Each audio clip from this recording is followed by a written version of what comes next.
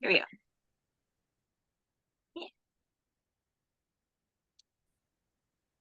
Okay.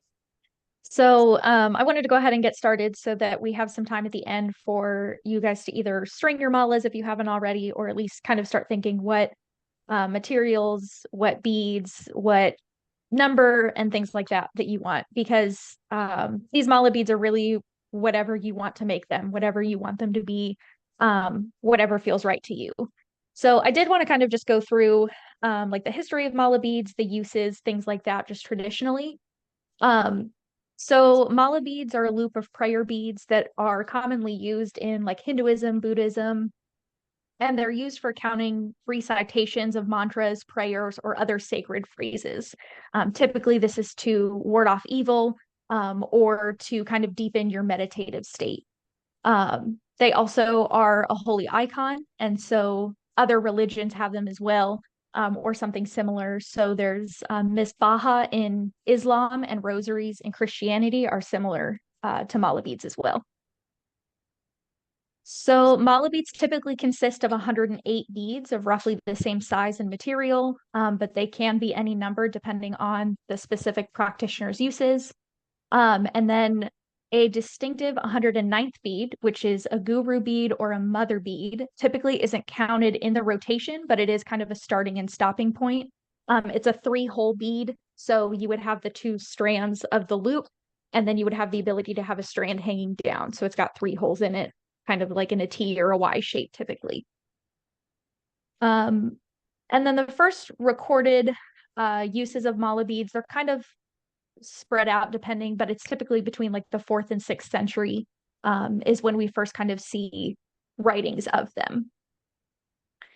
And so again, the main use is to repeat mantras or other religious phrases, and they're typically repeated hundreds or thousands of times. And that's why the mala bead and the certain number is important, because that's kind of how you're going to keep track of them with those exact numbers of repetitions. Sorry. And then mala beads can be worn in a variety of ways. So you can wrap them several times to fit around your wrist. You can wear them as a necklace. You can actually have them suspended from a belt. But something that's typical among all the practices is that your mala should never make contact with the floor or the ground. They should, once they're blessed, they should typically always remain on your person. Some variations do have them where rather than on your person, you could have them like in a pouch, or they should be sitting on your altar space or a altar space when they're not in use. And so the method of use, so how you would count each specific bead, varies along the religions as well. So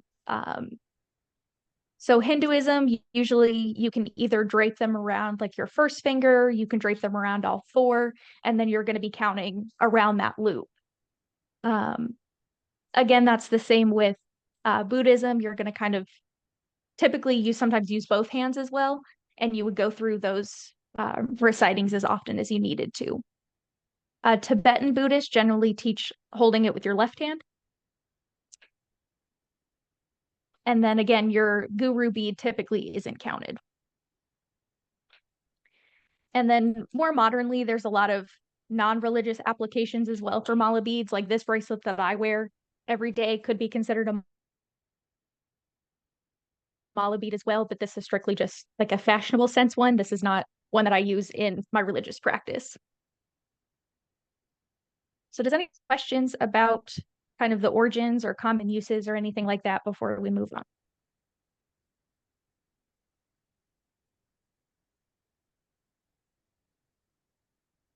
Okay, so these are my mala beads. I wear them as a bracelet.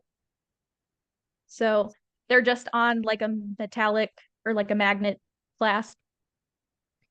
My it's total for my personal code, and then they have three what I call pause points. So kind of like a start, a middle, and an end. I'm gonna actually go ahead and post my personal code in the chat if anybody's interested, but I just have one bead for each line. So I say each line of my code as I go down the beads. And then again, I have my pause points at the end. And then in the middle as well, I have a charm that says M and Z because my temple name is Morkano and my training master is Master Zero. And those two names, those two things are very important in this journey. So I wanted to make sure they were kind of central in my mala beads as well. And then looking through each one, again, looking forward to meaning in everything available later. But that's something that was important to me as I strung them, is every bead has its own purpose. So this like pinkish one is rhodonite, which is a crystal typically used for like self-love, healing from sexual trauma, things like that. And that's something that's big within my journey. The yellow one is citrine, which is for like happiness and self-love. And I kind of see it as belief in yourself.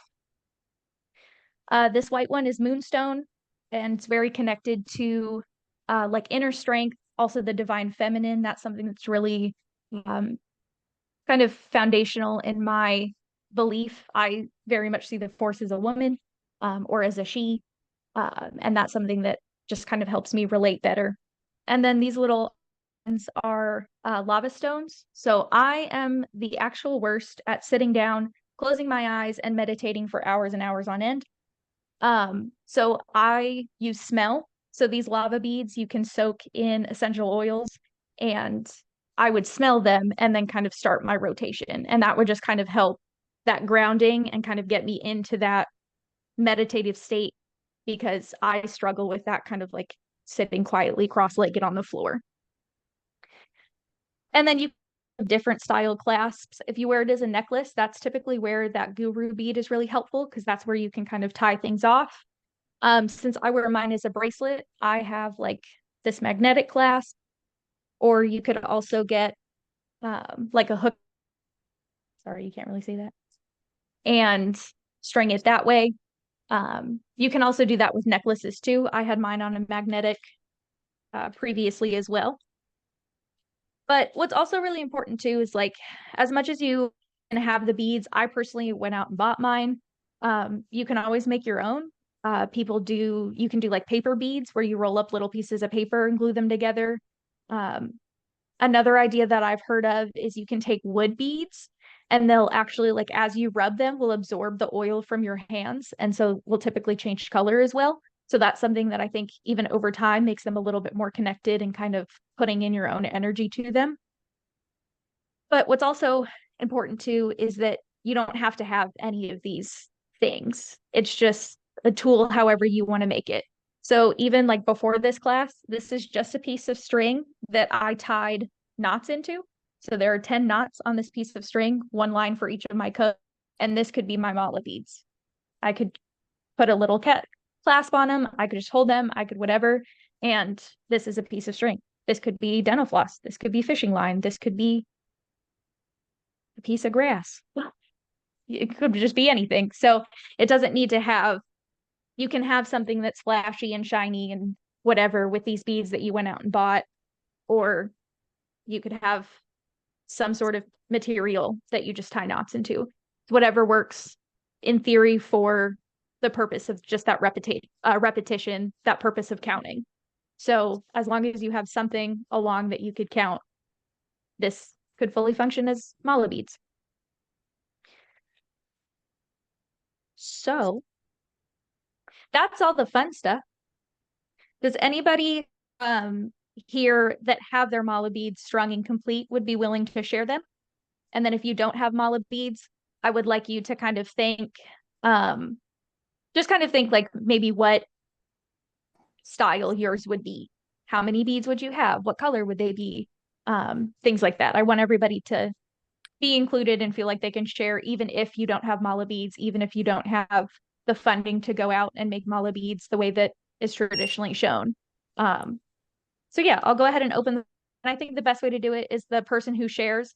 If you just like popcorn, call out a name, and then if that person is willing to share, great. If not, if that person could just say pass and popcorn with a different name. So I'll go. So Master Zero, go. And after you show yours, you popcorn off another name, that person shares, and pop another name. And we go like that through however many we have. Okay. So I was never really into mala beads until 2 summer camps ago when River did the class on them. But this is what I came up with. And the way I kind of work it is I start with my kyber crystal. I have one of these pretty ones that lights up purple. But the kyber crystal to me is representative of my path as a Jedi. So that's what all this is about. So that's where it starts and ends. Uh, Going up next, you see the little colored rings. Those are the saber colors of all my apprentices, past and present. And as I've grown, they are why I do this. They are why I'm here. I'm here to pass on the knowledge. I'm here to hopefully help somebody the way Carlos and Rick and Roz and Alexander helped me. So that's very crucial to my path. The first speed you see is this purple one. I bought it because it's purple. Those of you who don't know, my favorite color is purple. My every color is purple. But the purple is representative of me. And my, all these together, they're all strung in my personal code. And it starts and ends with me. So it starts with a purple and it ends with a purple because it starts and ends with me. And then I got black obsidian ones for much the same reason as Morkano. Obsidian is thought of as a healing stone and a calming stone. And then I just worked my way through. I got one bead for each word of my personal code. So the first line has 4 words. And then on and on and on, I work my way all the way around. And eventually I get back to myself.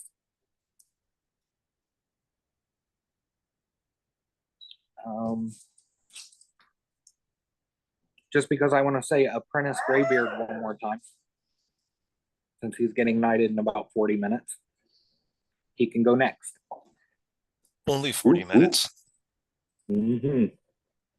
All right, so I don't have the mala beads like y'all do. I have something different, but same principle. Being Norse pagan and my practices, I have my own runic beads. So I don't know if y'all can see those. So this one right here is divided into the 3 different main groups that you have. So each one is repeated twice. I'm getting ready to do another set once I get the right chord to do it, put it on there for 3 because power of 3 for me is important. But each one of these beads has its own meditation. So it's just figuring out what the purpose of it is in the current moment and moving to the next, to the next, to the next. So when I get all the way down to the bottom, it comes right back around and starts again. So it's nothing but a never-ending cycle. So for this, for me, is either a necklace or a bracelet, depending upon where I'm going and what I'm doing. But yeah, I don't have the traditional mala. I will work on one. I don't have one at the current moment. And from here, I'll go to Ren Phoenix. I don't have mine made right now, as I was explaining earlier. I did use the traditional 108 number, but I actually broke it up based on the temple's doctrine, so that it was like 3 beads for the 3 tenets and 5 beads for the code, 1 large bead for the creed, and then 16 for the teachings, 21 for the maxims, and then separator beads between all of that. And then whenever you double it, it comes to the 108. So you can work your way through the entire doctrine as you go around.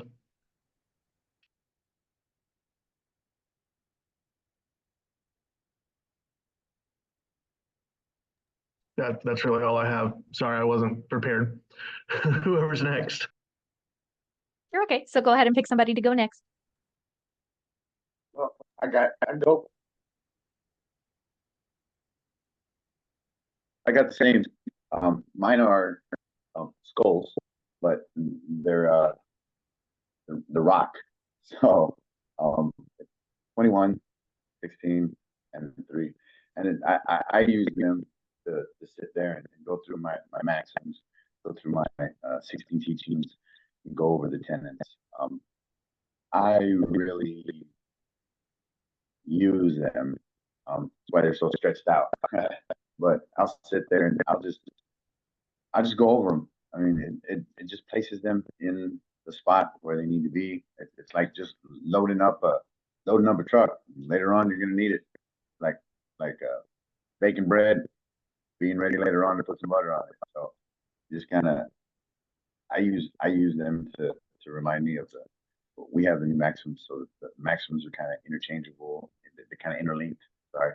So it's just kind of just to remind me of the connection that they all have. It's kind of intentional, kind of just go back to them. That's kind of how I use them, just to reflect and go back and just kind of, because they're heavy. They're big old pieces of rock. So, but when I use them, it does physically remind me to think on them. So, and those are mine. I use them. And the white ones are rock.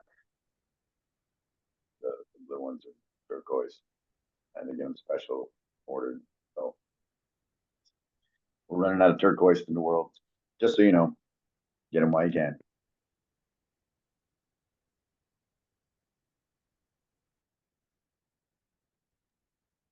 Tavi,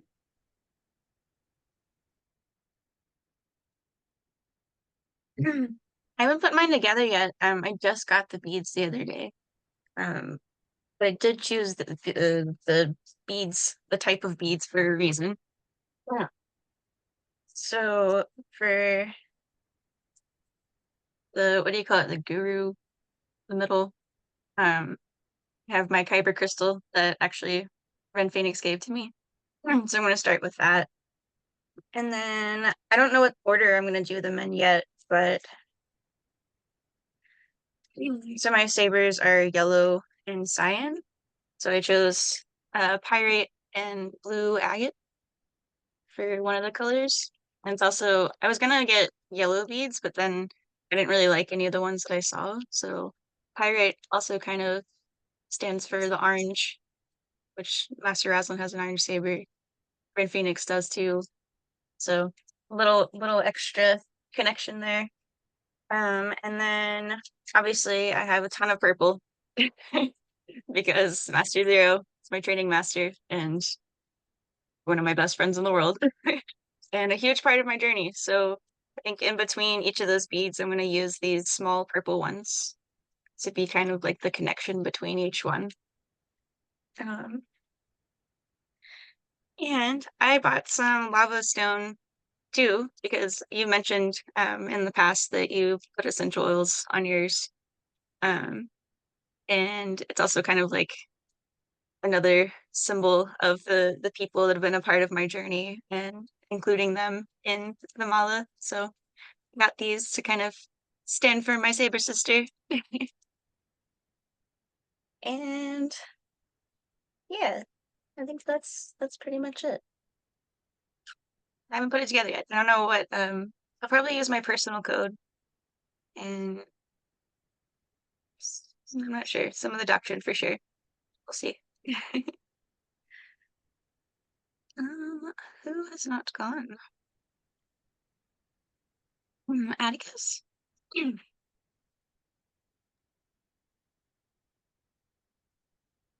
you're there. I've got to pass. This is pretty new to me. This is a new way of looking at this for me. But thanks, Morkano. And have we heard from Rennie?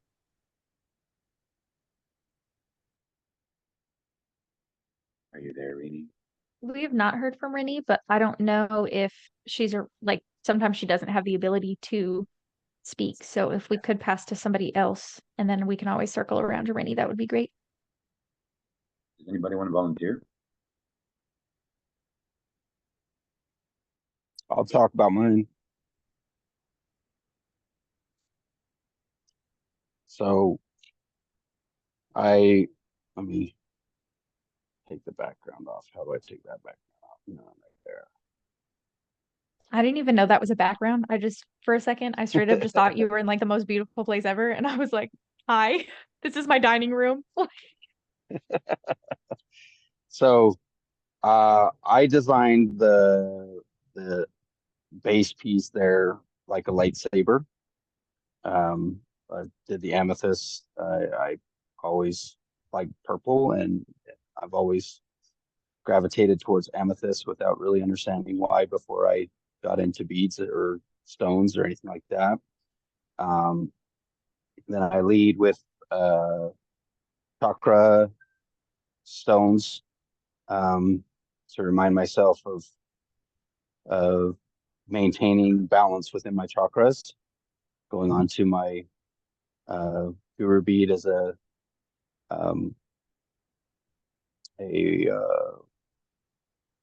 quartz to make sure that everything is cleansed in the process.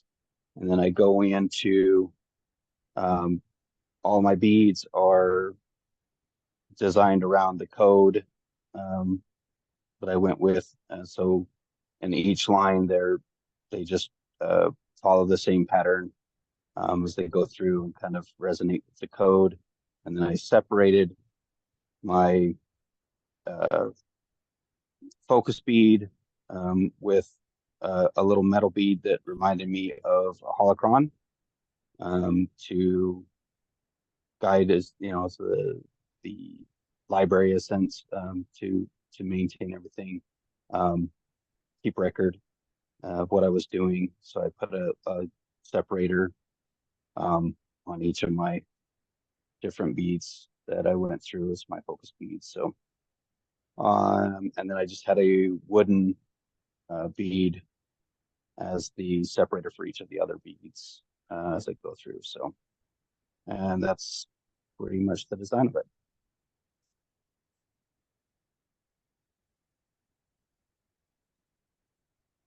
Thank I you. don't know if you could all see that or not. I hope so. And I do keep mine in a pouch when I'm not using it, so it does not go on the ground.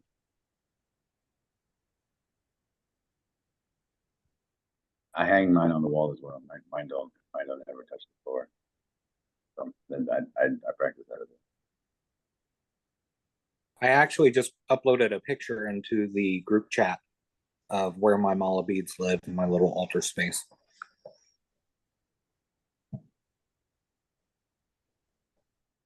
And then Rinny just put some information about her beads in the chat. So moonstone, fluorite, blue chalcedony.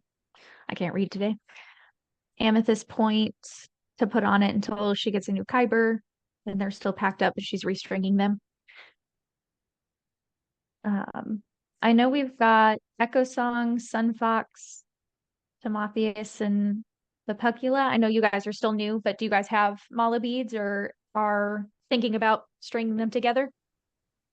I do actually have a system for how I was planning mine.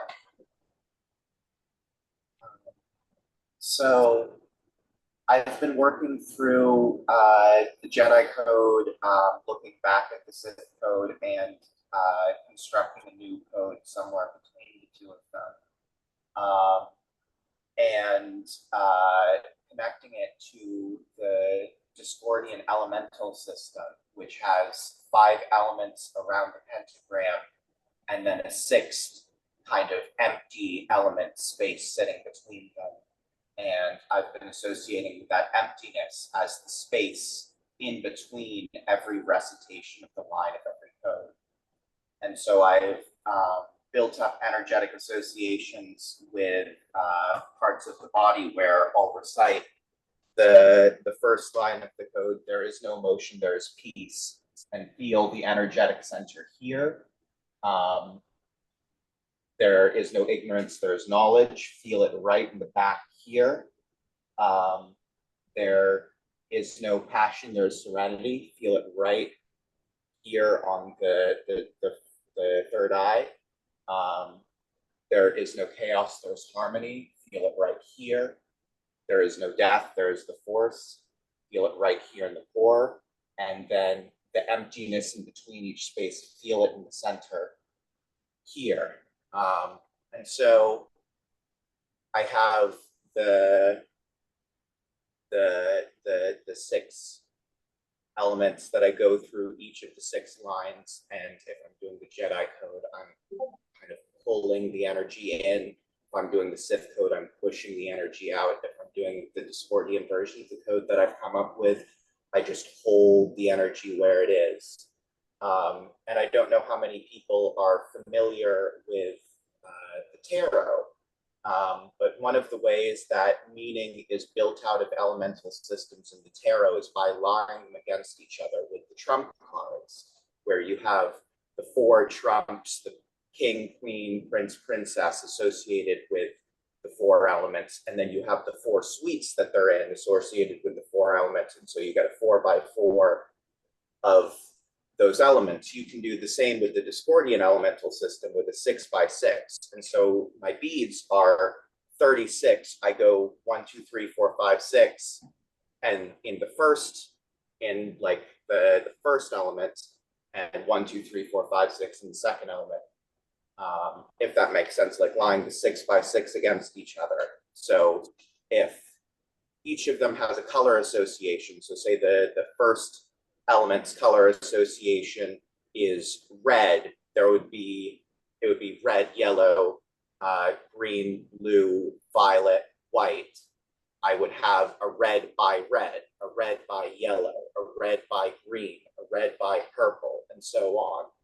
And thinking about how when I hit each of those points where a line is contrasted with a different line of the code, you think of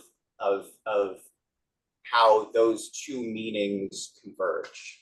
I don't know how much sense that makes, but that's the system that I've been building up with both the beads and the actual energetic meditation process, the flow of energy as I recite through them. Perfect. Thank you so much for sharing. Tamathi that they're still thinking about it. They've never been part of a tradition that have used them, so they're learning something somewhat new. And I mean, again, it's something that I could have said at the beginning too, is like, they're not for everybody. It's not a requirement. You don't have to have them if you don't want to have them. But for some of us, we do feel like we want to have them and have to have them. So we make them. It is not a requirement. We will still love you, even if you don't think they're right for you. Echo songs or Sun Fox, did either of you want to share your beads or what you're thinking about? Or you can say pass, that is fully acceptable as well. I don't have any yet, and I don't know how exactly I would do them, but I see it as something I would probably do in the future when I have more time and space to actually give it some thought. Perfect, thank you. I also don't have any, but listening to everyone share their bead construction stories and the symbolisms that they embody makes me want to make some. So thank you all. Yeah, thank you. Nimue said in the chat that they need to do some research on different stones and then want to work on finding the personal code. So yeah, they're really just to make them what you want. Master Alex, since you're back, we were going around sharing our mala beads if we have them, or bringing them together if we don't have any. Did you have anything that you'd like to share?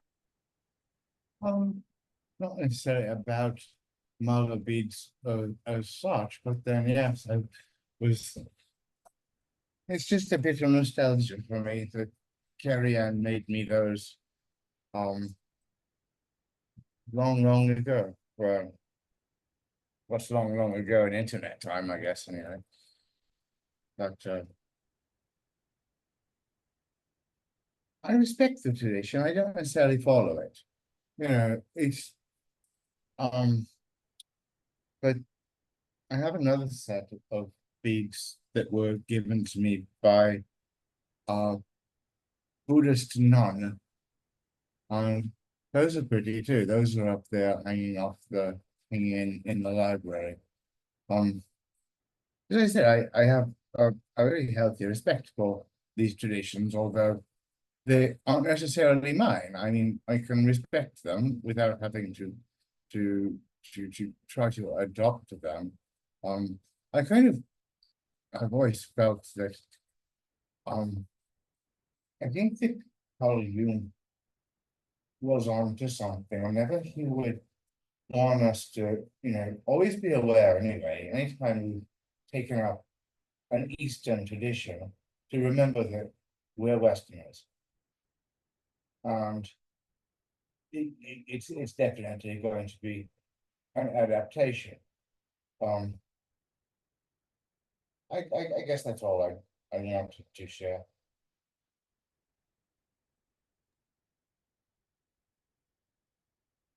Thank you. Yeah, so does anybody have any questions, anything they feel like they want to share? If not, my intention for the rest of this time was to just give people the opportunity to string their together if they had materials prepared, or again, just continue to kind of think how you would want to use them in your practice if it's something that you think is important, if you feel like you want to attribute meaning to all of them. And I know that the next event should be Apprentice Graybeard's Knighting at 3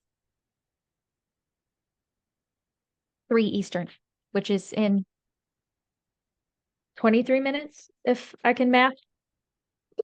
It's like 23 minutes.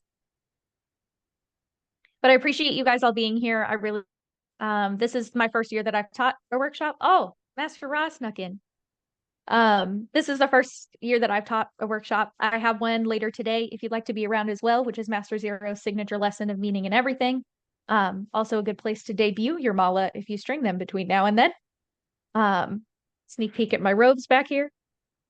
But I really appreciate you guys taking time to come to this workshop and letting me be a small part in your larger journey. Thank you.